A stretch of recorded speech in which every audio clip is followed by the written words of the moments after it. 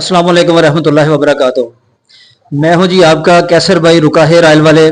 आज हम मौजूद हैं गुजरांवाला ख्याली शाहपुर बाजार में। यहाँ हमारे बहुत ही प्यारे बहुत अच्छे दोस्त भाई इरफान महर साहब, जो किसी तारीफ के मोहताज तो नहीं है, और मैं ये समझता हूँ कि भाई इरफान साहब ये सिर्फ एक टिकटॉकर के हवाले से नहीं, बल्कि मैं तो अगर अपने अल्फाज में कहूं तो मैंने इनको एक दरवेश सिफ्त इंसान पाया। मैंने इनको दिल की गहराइयों से जो मैं बात करता हूं कि मैंने इनको इंतहाई सादा और खासतन जिस तरह कह सकते हैं कि अल्लाह वाला पाया। और मैं ये मुबालगा रई से अलावा ये बात करता हूं, यानी ये नहीं कि भाई को खुश करने के लिए, नहीं नहीं, यानी इसमें मिलावट झूठ कतई तौर पे कोई नहीं। जो मैंने जाती तौर पे महसूस किया वो मैं आपके साथ गोश्तगुजार कर रहा हूं। तो आज हम मौजूद है जी ख्याली शाहपुर बाजार में। बहु नानशा शुरू करोगे? ठीक है जी। तो ये है जी बहु नान भाई इरफान साहब बहु नान शामी वाले, ये बहुत मशहूर हैं अपने इलाके के बेहतरीन नान शामी, और जनाब इनका कमाल का टेस्ट है। तो अभी इनसे गुफ्तगू करते हैं रुका हेयर ऑयल के हवाले से। तो इन्होंने जो रुका हेयर ऑयल को देखा, इस्तेमाल किया, तो उस हवाले से थोड़ी सी बात हो जाती है कि रुका हेयर ऑयल भाई ने किस तरह का इसको पाया। अस्सलाम वालेकुम जी। पहले नंबर ते भाई कैसर साहब बहुत शुक्रिया तुहाडा। वो कहते ने ना, इंसान जिस तरह का होवे ना, जिस तरह की नज़र होवे, जिस तरह का माइंड होवे, अगला बंदा भी उन्हें पहुंचता ही लगता है। तुसी आप अच्छे हो कि तुहानू मैं अच्छा लगा वा, ते अल्लाह ताला तुहानू जिंदगी तंदुरुस्ती देवे। दोस्तों गल पता की एक गल करनी चाहिए, अगर किसी के फायदे च होवे ना ते वो गल करनी चाहिए।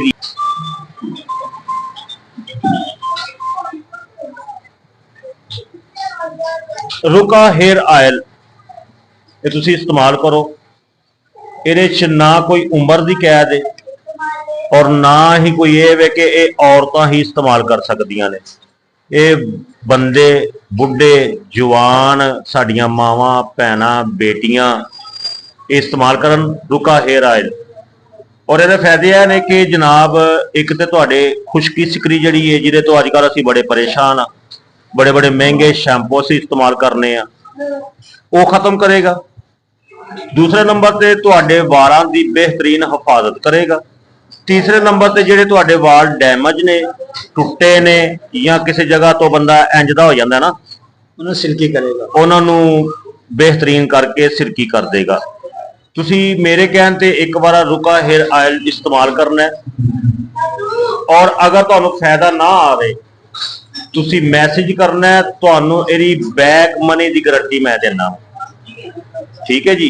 और अच्छा भाई इरफान साहब ਇਹਦੇ ਉੱਤੇ ਵੀ ਲਿਖਿਆ ਮਨੀ ਬੈਕ ਗਾਰੰਟੀ। अच्छा जी, ਤੁਹਾਡੇ ਹਵਾਲੇ ਨਾਲ ਵੀ ਹੋਏਗੀ ਤੇ ਇਹ ਵੀ ਮਨੀ ਬੈਕ ਗਾਰੰਟੀ ਦੇ ਨਾਲ ਹੈ। ਸੁਭ ਅਲਹਮਦੁਲਿल्लाह अल्हम्दुलिल्लाह। और पता की गल है, इंसान अगर नेक निश्चित दे नाल को काम करे ना ते ओहदे विच वाकई ही फायदा हुंदा है।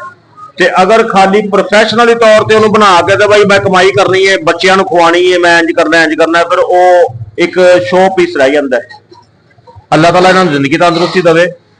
नमाजी परहेजी आदमी ने, अल्लाह को डरन वाले ने, और बड़ी प्यारी बात करते हैं। तुसी मेरे कहने ते ए वाला ऑयल एक बार इस्तेमाल करो, तुहानू फायदा होएगा। तो अपने दोस्त अहबाब नूं, सहेलियां नूं, मावां भैणां नूं, साडे बजुर्गां नूं तुसी दसो, उन्हां नूं इस्तेमाल करवाओ। जे तुहाडे कहण नाल किसी दा फायदा हुंदा ते यार इहदे विच खुशी दी गल होएगी। कई साडियां मावां भैणां ऐसियां ने, बेटियां ऐसियां ने कि जिन्हां दे वाल बड़े विरले ने, और इन्नी को गुत्त उन्हां दी हुंदी है छोटी जिन्नी। ते अगर उन्हां दे वाल अच्छे हो जान, वो अच्छियां खूबसूरत लगन लग पैन, ते अल्लाह ताला उन्हां दे नसीब भी चंगे करे। बेटियां वास्ते ते दुआ करया करो कि अल्लाह ताला उन्हां दे नसीब चंगे करे। ते बाकी बहुत शुक्रिया भाई कैसर साहब दा भी, तुहाडा भी। जज़ाकल्लाह जी, बहुत ज़्यादा शुक्रिया जी।